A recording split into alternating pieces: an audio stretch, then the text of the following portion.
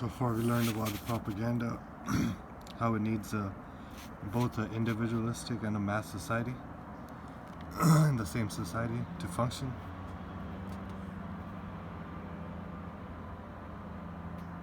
And how organic groups are difficult today to penetrate for propaganda.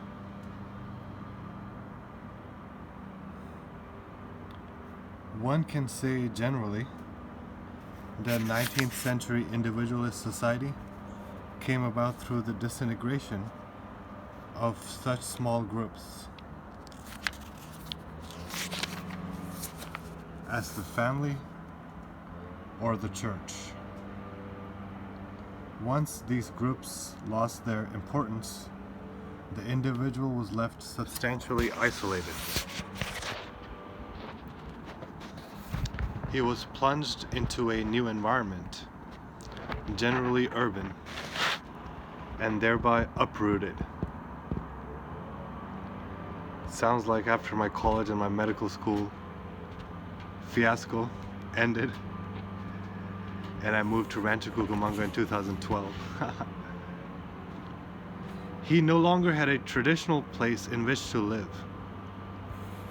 He was no longer geographically attached to a fixed place or historically to his ancestry.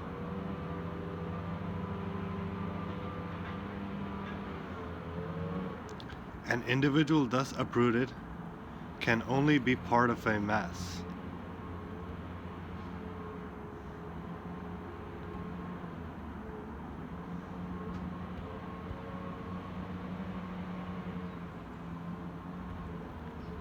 He is on his own, and individualist thinking asks of him something he has never been required to do before: that he, the individual, become the measure of all things. Thus he begins to judge everything for himself. In fact, he must make his own judgments. He is thrown entirely on his own resources. He can find criteria only in himself. He is clearly responsible for his own decisions, both personal and social. He becomes the beginning and the end of everything. Before him there was nothing. After him there will be nothing. His own life becomes the only criterion of justice and injustice, of good and evil. That's talking about the modern technological society, for sure.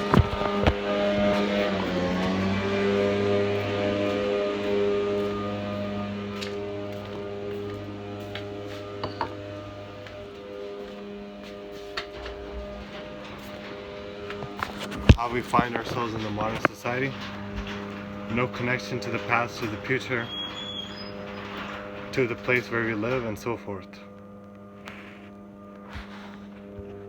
And we're left alone, responsible for our own personal and social actions, which are assuming the fact that we're still living in the society where, you know, we have all these supports, like before 19th century. But unfortunately, we don't have the same supports. Hence, we are in a catch-22 situation, basically, as other people have said. But let me pack my next bowl, because these grass cutters fucking up the air, yo.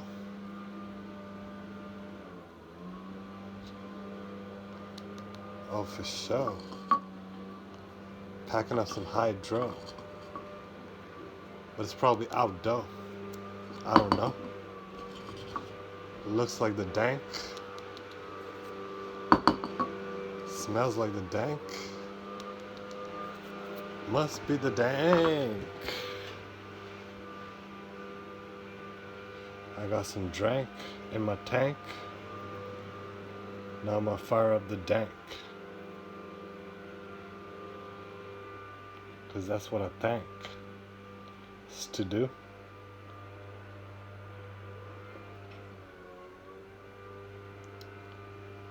Chilling out here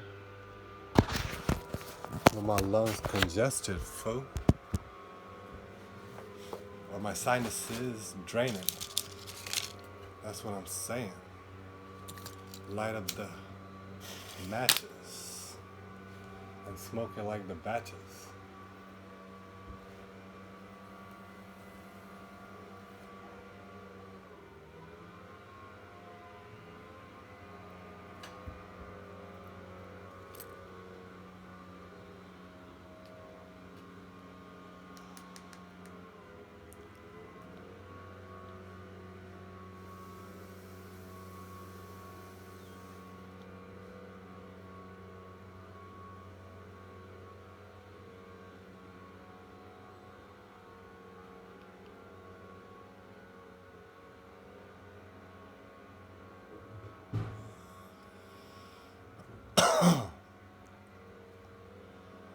Oh, wait.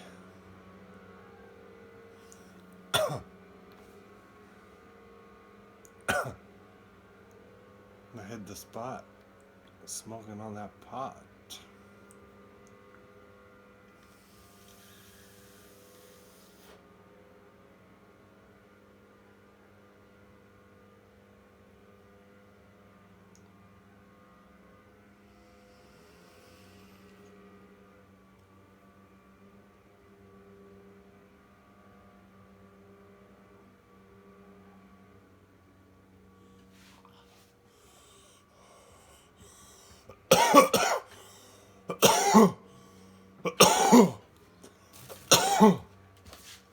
Oh man, hard. Never underestimate the size of the small white cock, small white chiller, man.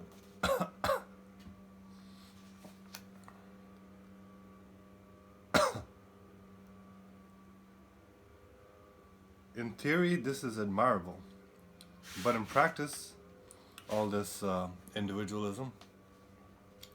But in practice, what actually happens? The individual is placed in a minority position and burdened at the same time with a total crushing responsibility. So that's what these feminists be bitching about. That the individual and everybody in society is female, child, actually, because of the fact that they are all in a group, mass society. So since everybody's a child, the children with vaginas happen to be supposedly weaker, so they should get all the privileges, I guess. That's their argument. Such conditions make an individualist society fertile ground for modern propaganda. The permanent uncertainty, the social mobility, the absence of sociological protection, and of traditional frames of reference. All these inevitably provide propaganda with a malleable environment that can be fed information from the outside and conditioned at will. Pretty pathetic situation for the children in our mass society.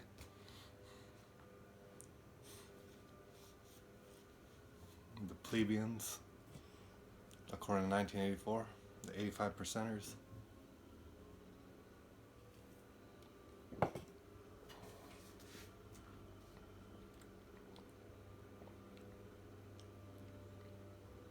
That have a malleable environment, which can be fed information from outside and conditioned at will. The individual left to himself is defenseless, the more so because he may be caught up in a social current, thus becoming easy prey for propaganda. So by following all the MGTOW content for the last year and a half, I've definitely been conditioned in some ways by outside information and conditioned by the outsiders. That's because I identified with that group. So as you get caught up in the social current, you become easy prey for propaganda. Because when you're left to yourself, you're defenseless, and even more so because you're caught up in the social current. I was pretty much forced into it though, with the feminasty policery going on. As a member of a small group, he was fairly well protected from collective influences, customs, and suggestions. Maybe MGTOW is good, because it is a small group on the internet, which is the last place where we have free speech and freedom of expression, somewhat, at least in our feelings.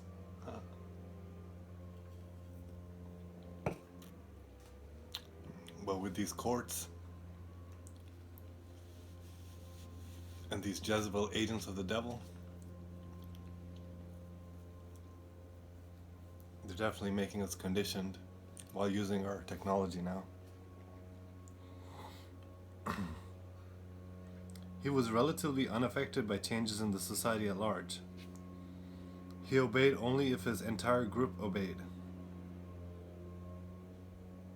This does not mean that he was freer, but only that he was determined by his local environment and by his restricted group, and very little by broad ideological influences or collective psychic stimuli. So the bitches on the cock carousel, they're connected to the local. They're not restricted actually by their group or their local environment. So they're influenced by these ideological broad influences and collective psychic stimuli.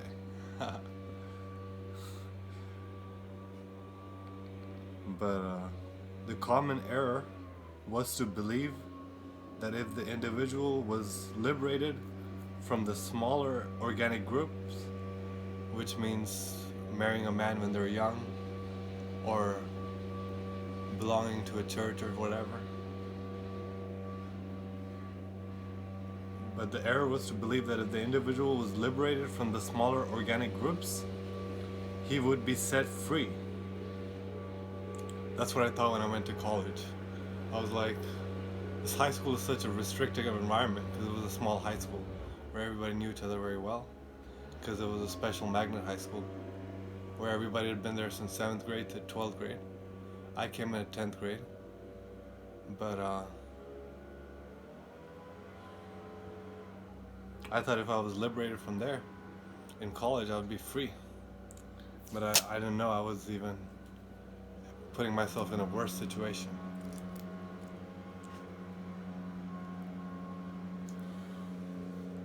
Because I was less free, because I was not protected by my local environment and by my restricted group. So I was victim to the broad ideological influences and collective psychic stimuli. The common error was to believe that if the individual were liberated, he would be set free. But in actual fact, he was exposed to the influence of mass currents, to the influence of the state, and direct integration into mass society. So that reminds me of how Alan Watt used to talk about how the family unit had to be broken down because that was a protection from the state and from the propaganda of the media. the mass currents, the influence of the state, and direct integration into mass society. So being part of the family protected you from those psychic weakening forces. Finally, he became a victim of propaganda. So that's what I say. 85% of the population by the elite is considered dead because they don't have any power in determining the course of events that are happening around them. So they're pretty much a victim of their circumstances, and they stay that way due to their conditioning and their propaganda and their following of new propaganda.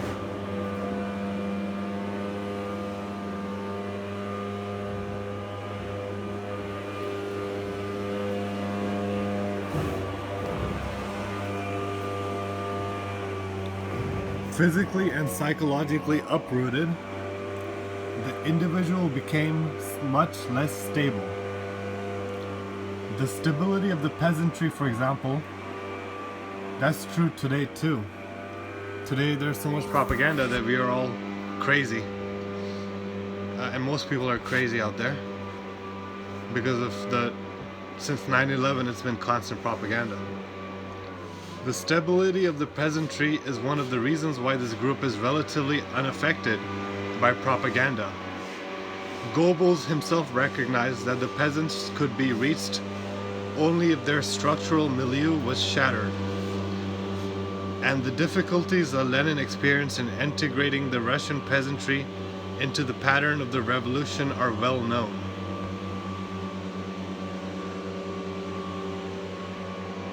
So peasants used to be difficult to propagandize in the past because they were more isolated from the mainstream, because they were just in their own worlds, protected by their small groups. Thus, here is one of the first conditions for the growth and development of modern propaganda. It emerged in Western Europe in the 19th century and the first half of the 20th, precisely because that was when society was becoming increasingly individualistic and its organic structures were breaking down.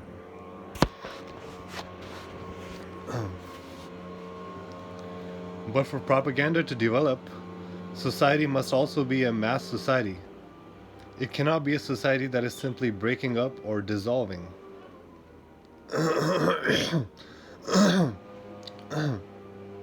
It cannot be a society about to disappear, which might well be a society in which small groups are breaking up. So even if small groups are breaking up, if the society is about to disappear,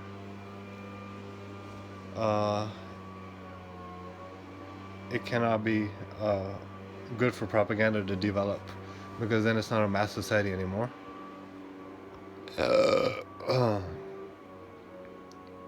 The society that favors the development of propaganda must be a society maintaining itself, but at the same time taking on a new structure, that of the mass society.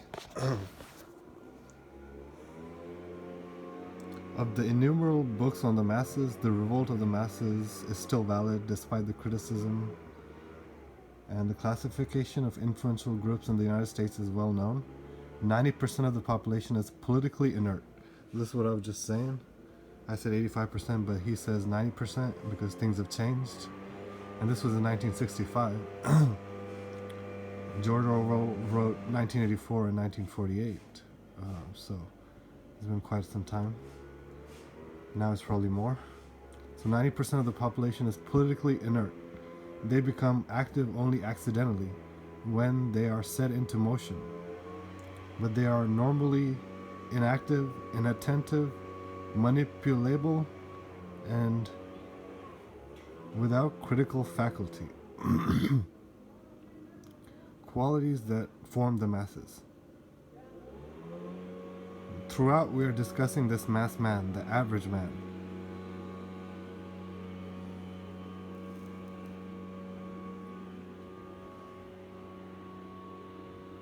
So the relationship between masses and crowds has been much discussed. Alright, I'm going to come back in the next video.